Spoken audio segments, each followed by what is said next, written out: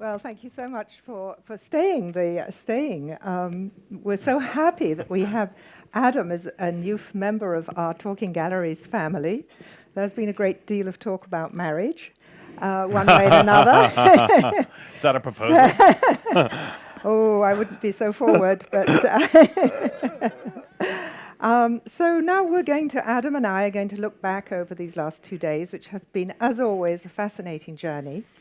And it has to be said that we really started on a high note that was really rather difficult to go down from, because Mark Spiegler did us the honor and pleasure of coming and giving us a wonderful, wonderful presentation. All of you who were there will remember it, and those who weren't can look at it it will be on the Talking Galleries website. So I do recommend you see it. And we can really hardly do justice, but we will pick out some points, and Adam is going to make some comments. So we won't do the full 10 questions, but we'll pick out some of the salient points. Adam, what about these new breed of collectors? I was very taken by Mark's relationship of these collectors to this expression of the plutocrats. This idea that this is a new kind of person that has entered our ecosystem. This working rich, the type of person who is working hard. They do believe that they are adding to the social consciousness of the world through whatever it is that they are doing. Even the hedge fund guys that are collectors are ones who are also making a contribution as they feel obligated to some sort of social organization, etc. So it's a different kind of collector. And what I found interesting about what Mark explained is that we as galleries need to learn how to deal with this new kind of person. And that is part of the speeding up of what we do. And it's sort of a situation where these old hierarchies of waiting lists and front desk blockage and front desk prima donnas, and trust me, I know this, I was one, they don't work anymore. And you either get with the program and you sort of adapt it and you move on, or you're left as part of, art market history. And I thought that was very, very interesting.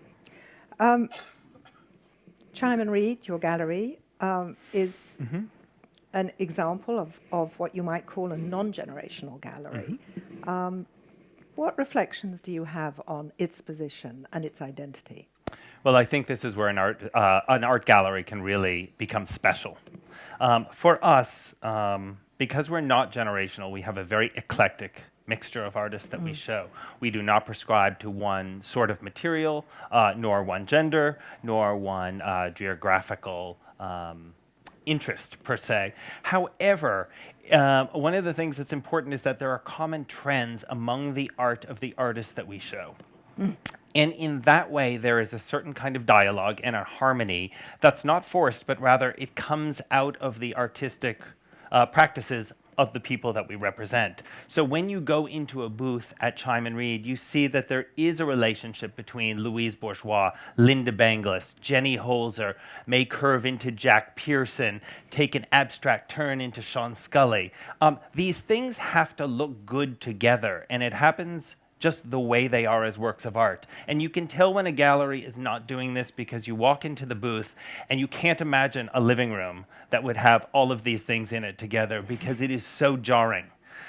It's not integral to the way the galleries are done. Part of that magic, I think, is because galleries are started and run by people like myself, who were inherently creative people, who did not start this as a business but fell into it. And so we have a natural instinct for creativity, and we see this within our program. It's not something forced or projected. So to continue on, another point that Mark talked about was how many art fairs to do. And in fact, we examined the subject of art fairs a number of times. Where did you have any reactions to that? You do a lot of art fairs. Yeah. I was not surprised by the fact that this so-called mega gallery does such an extraordinary number of art fairs. When you have 100 and something people, you can do 20 art fairs because it doesn't disrupt the system. I keep coming back in terms of the gallery fair question to what is organic? What works for you? Our artists do not make things for art fairs. They work slowly. Of course, many of them that we work with are estates and foundations. And so production is a very limited, very carefully calibrated thing. And so we have to very much take this into account in terms of deciding which fairs to do. We also will maybe make a curve and enter into something that's more specific. Like we started doing Paris Photo. And we found that for a number of our artists, like William Eggleston, Adam Foose, and Jack Pearson, a great deal of their work is photo-based. So the collectors that come there and the curators, the museum people, are specifically focused on looking at this type of photo-based object. And we tend to get a greater, what they call in the business world, ROI, rate of return or rate of investment. Yeah, return on investment. Clearly, that's a new expression for me. So we pick and choose. We're very careful. We have some that are very consistent, but it's organic. So another point that Mark made was about growing with your artists. And this, of course, comes back to an extent to the non-generational gallery. Obviously, your gallery has had to. Did you find what he said? Did it chime with your own experience? No pun intended. No pun intended. It did. We're fortunate in that as the artists grew, we grew, and we realized that as they needed to ramp up what they were doing, maybe increase what they were doing, become more experimental, take more risks, take on a couple more assistants, so did we. So that this momentum became very much a parallel experience between the artists we work with and the gallery program. And I think that's why it's worked well for us. Also, we know who we are. We're not trying to be something that we're not. We are a single venue gallery that's developed wonderful, productive relationships with galleries around the world. We don't want to take over the world. We rely on the expertise of our colleagues to enhance our artists' reputations. And I think that's a lesson that also came over from what Mark said, is that you need to know who you are, your gallery identity is, and to decide that perhaps you don't want to be a mega gallery. A lot of people don't. I thought it was brave that Mark addressed the subject of Simcoe and speculation, and I think you did as well. Is this worrying for art galleries?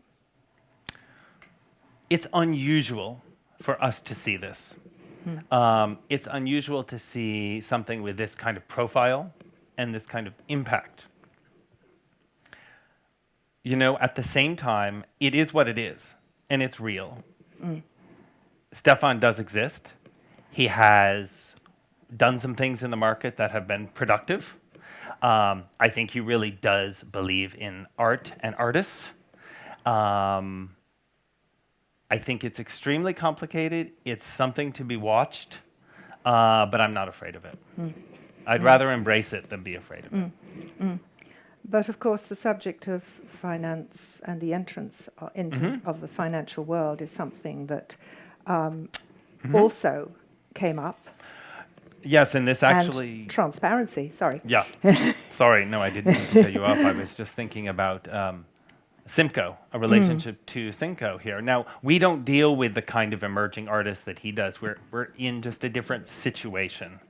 We tend to take artists who are ready to make a move, make a leap, and then sort of manicure the careers from there on. However, at the same time, we have the distinguished pleasure of representing, and I know I've mentioned him before, Sean Scully. But, it was very clear at the auctions in London that Stefan was bidding on Sean's work and in several occasions acquired them for his clients. And it generated a fury of phone calls to me based on the notion that he was behind it, he was speculating on it, he was betting on it. It's something that we want to watch very carefully. He has never inquired about Sean's work to our gallery. Maybe he likes the free market experience better. Maybe he feels like decisions have been made about him and his credibility. He has a hard time buying now from a lot of galleries. Yeah, I'm sure. Yes. I'm sure. But it was very interesting that we learned about this through an auction experience, whereas we thought we were sort of so distant from a Simcoe that... I think that this whole subject of the financiers entering the art market is part of what we've been hearing all over the 2 days, is that this is a new deal, that things are changing. And whether you approve, whether you like it or not, you need to factor it in to your thinking about your gallery practice. You need to be aware that it is changing the landscape. Definitely. I think this is the last point. No, I think there's one more. Instagram was another, and whether Instagram could actually kill the gallery practice. Fortunately, Mark thought not. Yeah, I tend to agree with him. I'm fascinated by Instagram. Again, one of the keywords that we use, at least in terms of the ADAA, is that it's about relationships. And I have developed some very interesting dialogues on Instagram and Facebook with collectors, with artists, with advisors, with anyone within our cultural landscape. I think it's actually a wonderful addition to what we do. And information is power. And you can use it or not use it. It's up to you. But I'm glad it's here. And so the last point that we have taken out from Mark's talk was the question of gallery spaces. You have one space. There are there's a lot of questions over the subject of spaces, and obviously in relation to art fairs, and this is a big issue in the art market at the moment.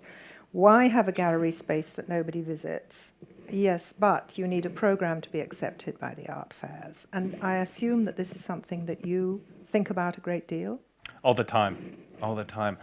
If you don't have a gallery space, your shows can't get reviewed. If your shows can't get reviewed, then you can't be part of a dialogue that is inherent to the evolution of an artist's career, your gallery, etc. I happen to be one of the people who feel that there's a very nice complement between the gallery fair relationship, in that we use fairs as curatorial opportunities because we only have one space. So we can't do multiple exhibitions simultaneously. We have over 30 artists, one space, we do 10 shows a year. So there are times when we will want to do either a one-person show. An artist won't be ready for the gallery, but they'll want to do a small art fair. We'll want to do a group show that we can't get the material for the gallery, but we could get enough pieces to do something cogent or take it on the road. So I think there's a wonderful complement between having a space and being itinerant and online. Now, what was wonderful was that Mark ended with a rousing cheer for art galleries, and in his belief that art galleries will have to change, no doubt, but that they are here to stay, and the changes in the system are not a threat as long as the galleries do adapt. Now, we had a number of sessions. We had 2 sessions, in fact, devoted to fairs. These were the speakers. We had Annette as our moderator. And some of us, I think everybody who was on that panel is still here. Turia was very brave. She's here in the audience. Very bravely took on, without experience as a fair director, daughter of a well-known artist, decided her aim was to put contemporary African art on the map, and she succeeded magnificently. It's in its 3rd year. There's been a New York extension. And I think, arousing, there's even a question of taking the fair to a 3rd venue in Africa. 154, for those of you who weren't there, is one continent, 54 countries. Were you happy to hear this success? Yeah, very much so. I went to both of and Turia's. you went to the American one, didn't you? I went to the English one too at As Somerset well. House. Yes. I thought I love them both. I thought there was a freshness, a sense of discovery. Again, I've mentioned my interest in art from the continent, so I was revved up for this. It reminded me of when I first went to the Gramercy Art Fair, which is what became the Armory Show eventually. I think it was in 1993, the first one in a hotel. Every gallery had a room. And there's that sense of discovery and exploration that brings you back to the origins of why we're doing this to begin with. And I really felt that kind of energy around Turia's Fair. I thought it was brilliant to do something in New York also at the time of the Venice Biennale with Ocwi, because there was a real raised consciousness around art from the continent. And it's something, I think 154 has been extremely, extremely important in keeping that momentum going in a lot of areas. And another fair that's also always gets an enormous amount of approbation is Independent, which is, Elizabeth is probably still here somewhere, there she is, Elizabeth was indeed a great contributor all the way through the 2 days, giving us some extremely cogent comments and reflections. And so Independent Art Fair, which has now extended to Brussels, the first one is going to be in Brussels next year, is by invitation only. It was very much founded by gallerists in order to produce something that's rather different from the standard art fair, with curated projects, and the by invitation is the important aspect of this. And also Elizabeth has what I think for gallerists is a very interesting plan to continue to extend the fair outside its 4 or 5 days, and to use the space for galleries to use it to show shows, to have exhibitions. So I think it's an interesting solution for a gallerist that has, for example, one venue, but would like to be able to put on a show somewhere else, for example, Brussels in that case. Yeah. And then we also were happy to have Carlos, who is marking the 35th year of Arco next year. It's going to be quite a celebration. And one of the things that he emphasized was the fact that Arco very much, they've got a huge number of young people who come in, students and children. And so very much the objective is, as well as obviously showing art, being a platform for art from Spain, Catalonia, and also from the Latin American, the whole of the Latin American countries. But it's also building new collectors. One of the things I thought that was very interesting is that Carlos said, the more different fairs there are, the more likely that each one of them will succeed. And I think that's what makes what Elizabeth has done with Independent so completely spectacular. I mean, this one fair broke the mold, literally. Elizabeth, you are a maverick in this way, and it's something that I think deserves a great deal of recognition. What is so interesting is that you have created from the ground up a new model for the art fair. It's something that people flock to. The fact that it is by invitation only, you're extending it now into a bricks and mortar kind of relationship with the space. The fact that it is project driven in some ways, and it's not just hauling out a bunch of inventory that's been sitting in your racks and trying to flog it and make a buck. I think that this is the kind, sorry, I'm American. I think that this is the kind of fair that is the new model. I mean, this is the iPhone sort of the future art fair. Yeah.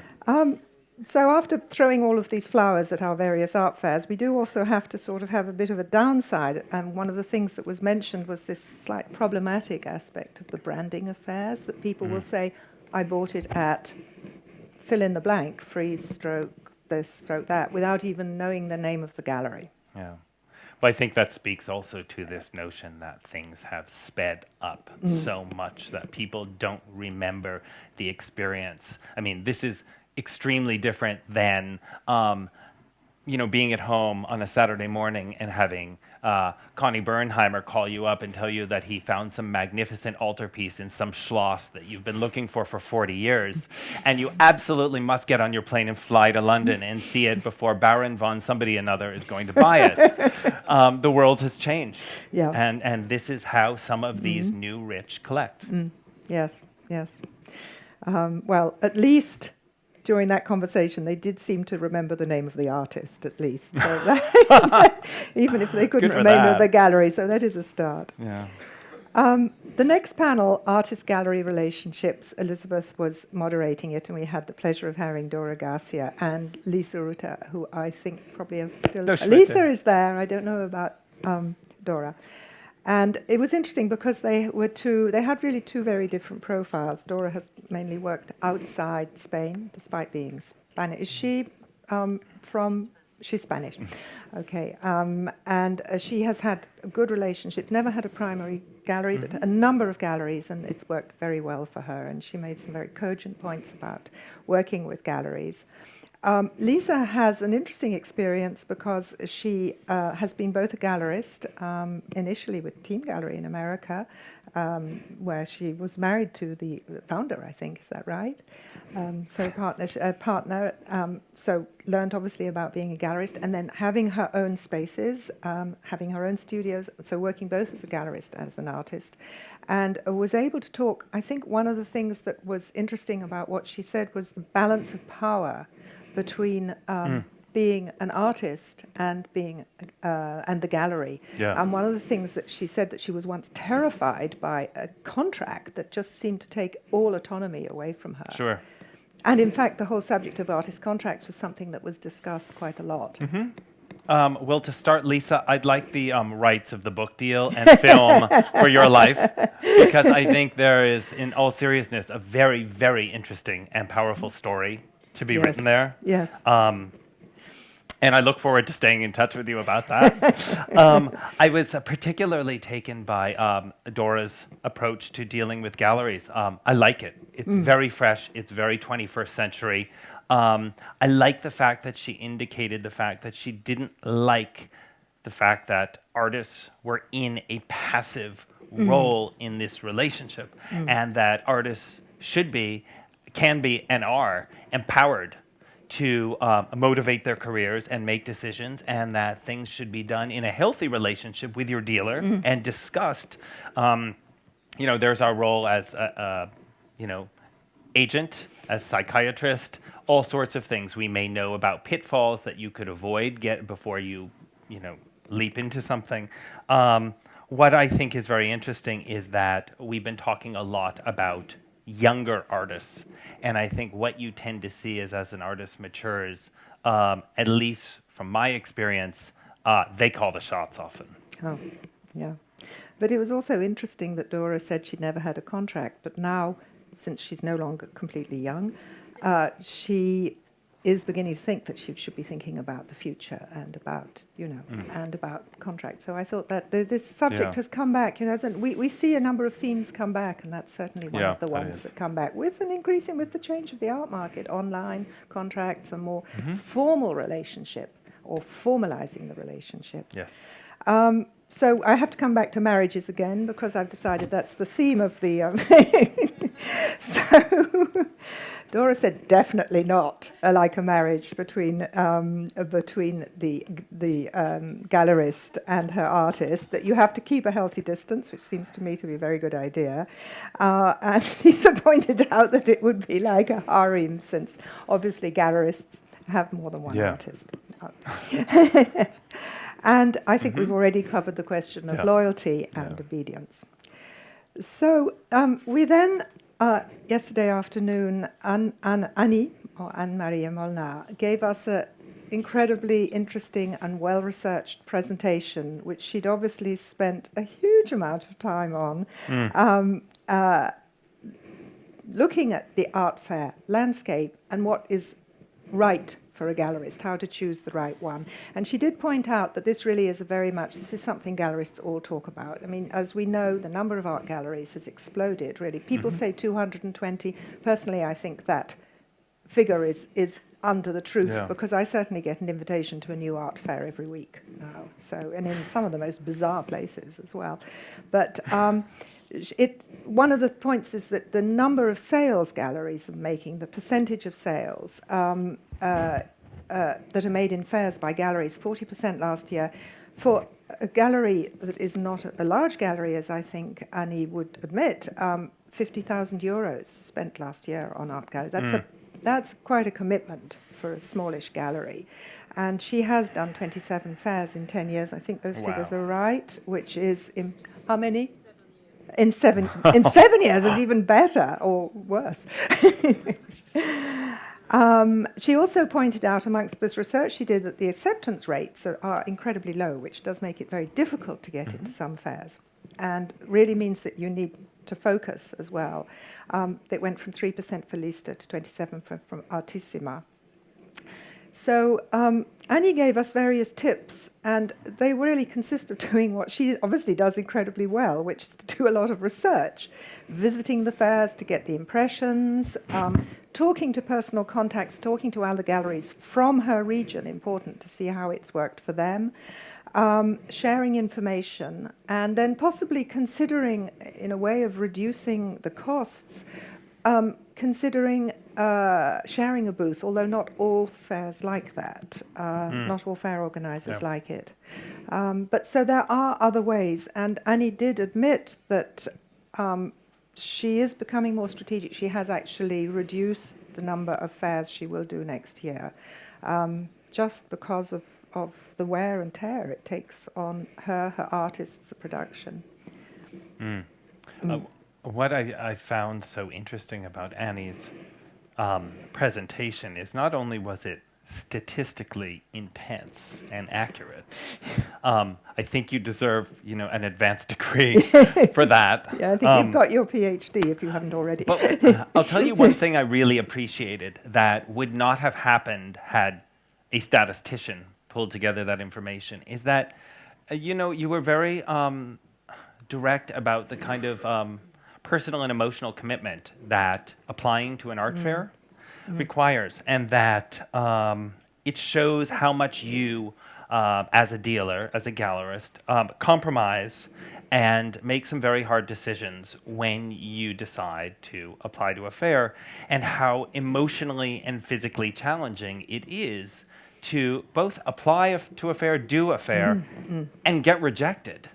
I mean, yes. When your name is on the door, that is a very, very uncomfortable, unpleasant experience to have to witness, and it has happened to all of us.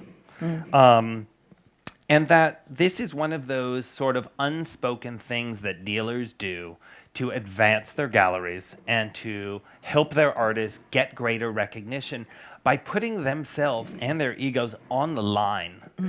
And that's tough. It's sort of like either being the last person picked or not picked on a basketball team, or going to a social dance and not being asked. It's very hard. You have to be resilient. Trust me, I've been in both of those situations. And the last point that I found was so interesting is that the competition for the emerging artist galleries like Lista are the most difficult to get into. Yes. And I can't say that I would have guessed that or known it, but so thank you. It was spectacular. Annie. Thank you for digging that information out. I know that getting information, some of these things, is like getting blood from a stone. So you did incredibly well. So thank you for that presentation. So that was yesterday. So today we started. Now this is going to be great. You were one of the players in this morning's session. Alain Servet came, and with Adam, he was the respondent. And I will briefly summarize Alain's proposition, which he carefully says is something to think about. He says it's a proposition.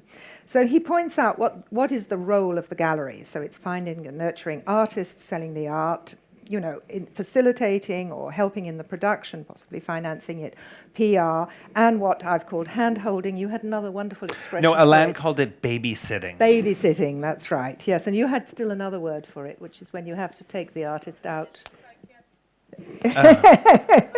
When you're, no, you're talking them down off the ledge. When you're talking them down off the ledge. And he also pointed out, he gave us some quite concrete examples of when galleries are not necessarily working in the best interest of the artist. But that, to be fair, I think those were rather extreme. They were slightly outlying examples. Yeah, I don't even remember them. Yes, but there were a few. Okay. There were a few. And so his proposal is that agents could sort of provide a platform of knowledge, and that this would achieve economies of scale, and particularly on things which is not the core business of an art gallery, like legal advice or dealing with residence problems. If you've moved to Berlin and you need, a residence permit or something like that. And also for production, and also group perhaps pooling for PR. So this is his proposal, is that the art market should not reject the notion of an outside agent coming in. He proposed that the remuneration would be 5% from the artist and 5% from the gallery. He pointed out that the agent would never, ever be involved in the selling process. So that's an important thing. And he thought that it would be a good solution for mid-sized galleries. Now, responding was Adam, who started brilliantly by saying, but this is my job description. So why do we need an agent, since this is what I do every day, all day? This is what I do. And Adam, would you like to take over, or shall I say what you said? You're welcome to, because... Correct me if I'm Okay. wrong, and you can see it on the screen. You did suggest that the galleries can outsource PR or legal advice, I mean, particularly because that's not something that you can really improvise. No, you I know. don't have a degree in legal Exactly, studies. exactly. I'm You not a really need a lawyer. And you pointed out that you like the complexities of your job. Absolutely. And you like the relationship with artists. Love it. You talked about your earlier career as an artist, and so Career. this has enabled you to remain in the world that you love and to work with artists. Yes, absolutely. You need to be able to see the world from the other coin, from the other side of the coin, in order to do this job effectively. It's the same way that sometimes when I am with a collector and we're in a viewing room or we're standing in an art fair and we're looking at a painting, and I say, yeah, well, I mean, the reason why the material is so rich is because they mix with Damar varnish and they worked on linen instead of canvas. As a dealer, you have a vocabulary for this kind of thing. No agent is going to be able to get in depth that way. He's going to talk about spreadsheets. We're our own animal. Yeah, yeah. And of course, the question is, who would this agent be? And then the question of the art advisors and the Louboutin-wearing person with a Rolodex and ambition but not much knowledge came up. And this is this is a disruptive and not necessarily positive element in the art market. Indeed, coming back to marriages, this would be like a third party in a marriage. I don't want to overemphasize this marriage thing, but it just happened to be mentioned, so I just happened to pass it on. Also, you're going to have a problem with the motivation, aren't you? Because would the agent not be interested in directing artists toward a gallery where they would get better money? And another point that I think was brought up by Elizabeth, which was, clarity is important. This was a point you made. Clarity is important. The more people you pile into that situation, the less clarity you'll achieve. But Elizabeth also mentioned that it could be interesting, having somebody who could oversee production and help perhaps find financing production. So that, there obviously are positives. And it could indeed perhaps work for an artist with high production rate, but also low costs, regular art fair attendees. But of course, it's not right for every artist. Sorry, I seem to have, yes, it's not every artist is like this, and it's not right for every artist. And I think you, Adam, you said the art world will never accept projects that are purely about maximizing profits. And I think that is very clear, and I'm sure that that is the opinion, and I hope it's the opinion of everybody in this room. We then moved on to Jocelyn, who's still here with us, I think, over there, and who had 3 speakers talking about how to build a consistent gallery program. And there were a number of topics that were explored that I think were, which were apparently discussed in a free-flowing way, but actually were quite carefully chosen. And Sylvia particularly pointed out that that she started out not as an art dealer, and she really learnt it as she taught herself as she went along. And she felt that instinctive growth was the best way, that if you try to be too directional, it doesn't work. I'll go through what we had and then leave you perhaps. Sure. Obviously, there is this need to balance your program against the need to stay in business, and that's something every gallerist will have to think about. There was a discussion about whether you should include female artists, whether whether you have enough or whether you should even think about gender. You have a lot of female artists in your program. It's a non-issue. Yeah, exactly. And is that an issue at all? And a lot of discussion was as well about including international artists. Should you be looking, should your program reflect the internationalization of the world? Mm-hmm. So how did you react to Jocelyn's very interesting panel? I really liked this panel. I really liked the panelists. I thought this is what galleries are made of. I mean, we had 4 very, very different people on stage who look at what they do, their babies, from different approaches. Giotto said, I'm a curator, and your gallery completely reflects that. And I think that's why it's so well thought of. Everything is driven by the work, and there's a great deal of respect that I think you get because of that. I love the fact that Jocelyn brought this idea about sort of what makes a gallery a gallery. What is the DNA, I think is the term you use, behind the gallery. And I think it's an interesting issue because there are so many different opportunities there, and that's why we start galleries, so they can be extensions of a train of thought that we have, or an artist who's motivated us to do so, or a belief in something or the other. I love Jocelyn's idea that, or the question that taking on an artist to explore and access a market internationally, it inhibits the discourse among the artists, or something along those lines, which I think is so important. For me, the way I've articulated it, this is exactly what our gallery is about. Somebody said to me about 10 years ago, you guys, you got to go out, you got to find a Chinese artist, and you got to do it fast. And it's like, I would show any artist whose work I really liked and believed in, but, I haven't even had an egg roll.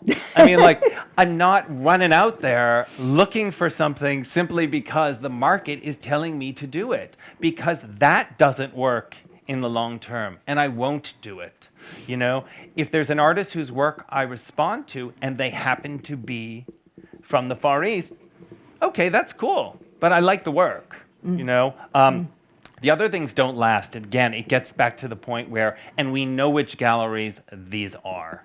You walk into every single booth that they do, and frankly, the fair is unimportant and indistinguishable because they have, a Chinese artist, an African American artist, a this, a that, the other. They have no relationship to one another. It's broken down the DNA. It's sort of a diseased, unfixable carcass at that point. And I don't think that they ever get the respect again. Yeah. So a great panel and really interesting. Yeah. The next, Marek was a little like Daniel in the lion's den, I think was the comparison. Daniel, Marek has been around for 10 years now, I think, building more. I'm in the world since 30 years. Yes. I did an apprenticeship in a gallery when I was a teenager. So, long experience of the art market, and what he pointed out, that the art market, 90% of the art market consists of primary, and he pointed out that 0.01% of artists are asset class and only 10% are secondary, and he says that the 90% of the market is unknown. And his solution, which is created on computer, basically, is to calculate artists' rankings, to give rankings to artists by awarding points. It's a little bit like the German system of Kunstkompass. When you give points for galleries, points for museum shows, points for biennales, and then you also rank the gallery and then give them points as well. And those points are through various criteria: discovery of artists who became established, the exhibition history, showing high-ranking artists, and the fairs that they show in. And as a result of this, he was able to give a ranking to artists and also a ranking to fairs. And I think it was probably when he put up that enormous list of various art galleries that everyone was searching for their own art gallery in there. And everyone was sort of wondering whether this was fair, that wasn't fair. Marek's conclusion is that the computer can't lie, in a sense. The computer produces the data and that you can't argue with it. Nevertheless, quite a few people in the room did argue with him. He said that the aim is to increase the transparency of the art market and to open it up to people who are perhaps not in the market, to give them some way of judging, of quantifying something that is today unquantifiable. How did you react? Well, I reacted. I'll tell you something, in all fairness. I really was thinking about Marek's platform.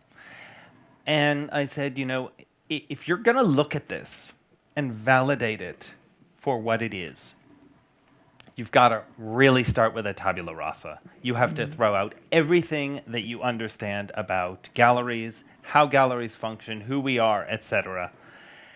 And you really have to rely on the data that he's providing. Do I agree with the data?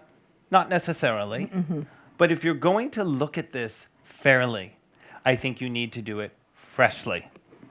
The one point that I will make is that according to the computer or the system, the two top galleries that were listed, and I personally am not going to mention the names, maybe you'll recall, they are also the galleries that have sort of the most nefarious reputations for legal problems, for screwing artists, there I said it, for being problematic with collectors, for entering into lawsuits, since one of them I think since the 60s or the 70s, the other more recently, time and time again. You don't see those things with data.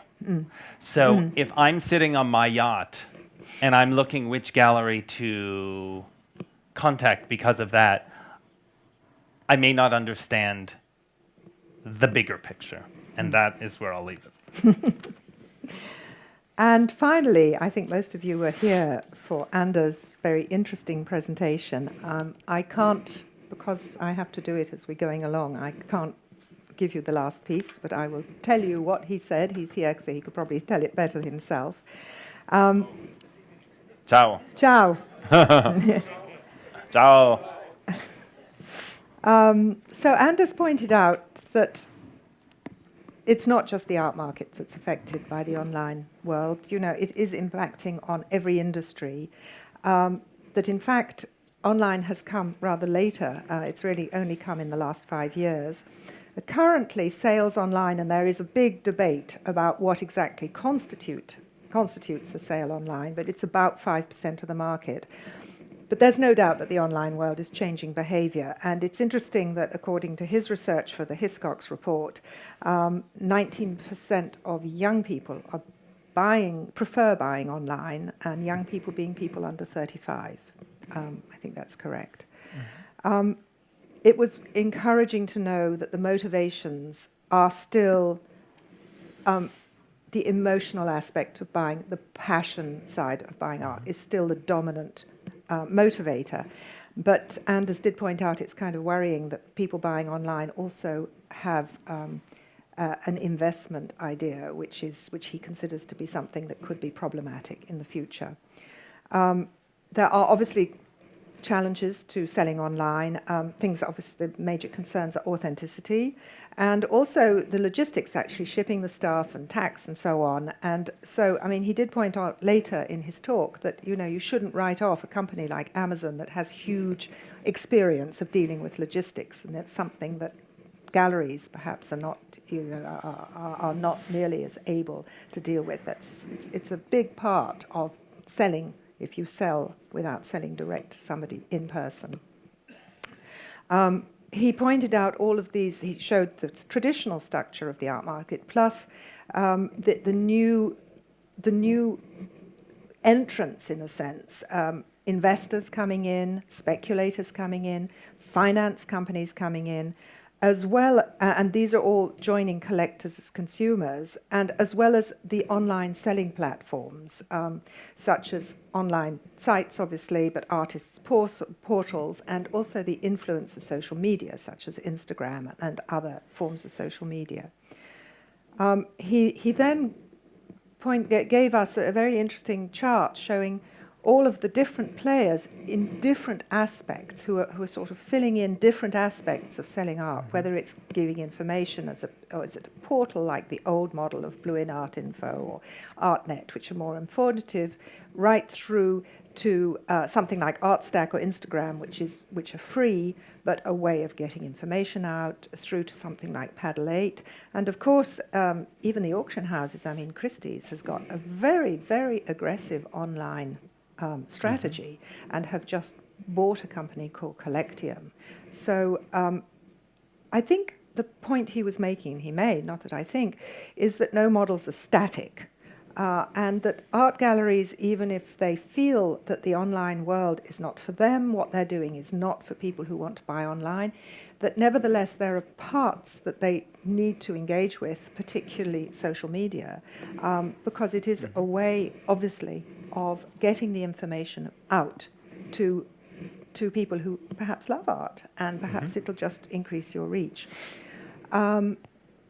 He also pointed out the importance of making sure that the gallery reputation it's crucial online.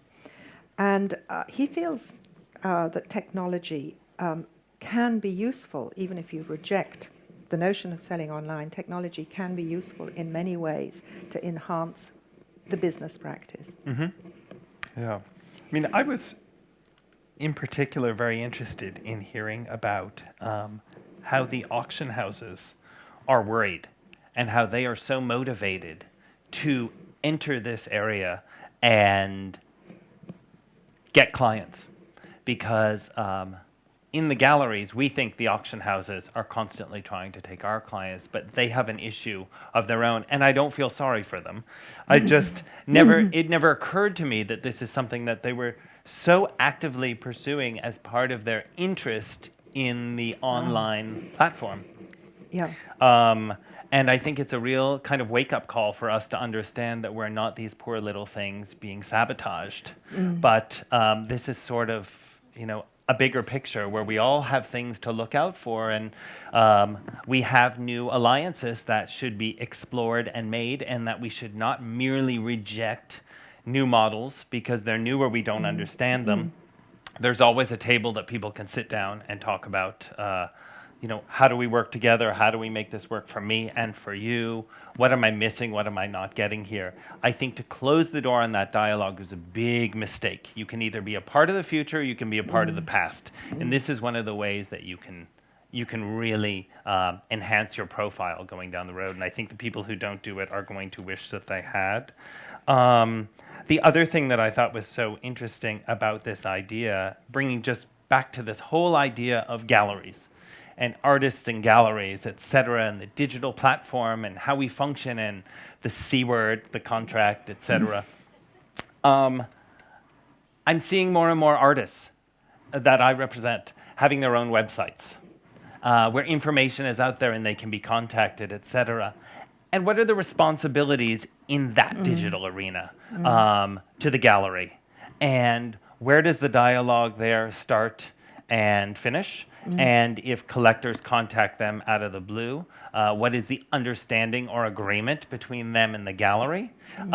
Access to work, to arrange studio visits that are unsupervised. I mean, this is another area out in cyberspace that I think needs to be discussed, because it's very much a part of our relationship with the artists, and who does what, and how we work, and how we share information.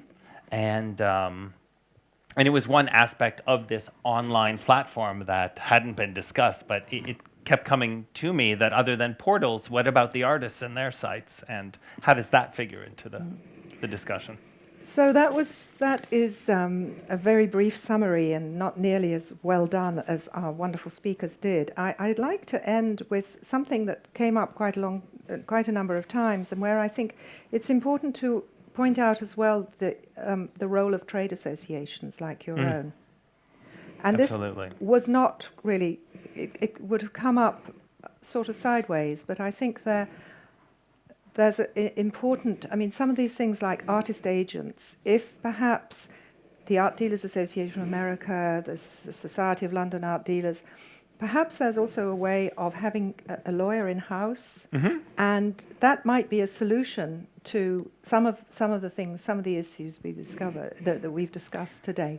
And I think that the trade associations, which are a guarantee of the integrity of their members, really are very much a way forward for art galleries to consolidate their power, perhaps. Absolutely. And also their reputation at a time when they have taken a battering in some cases. Sure.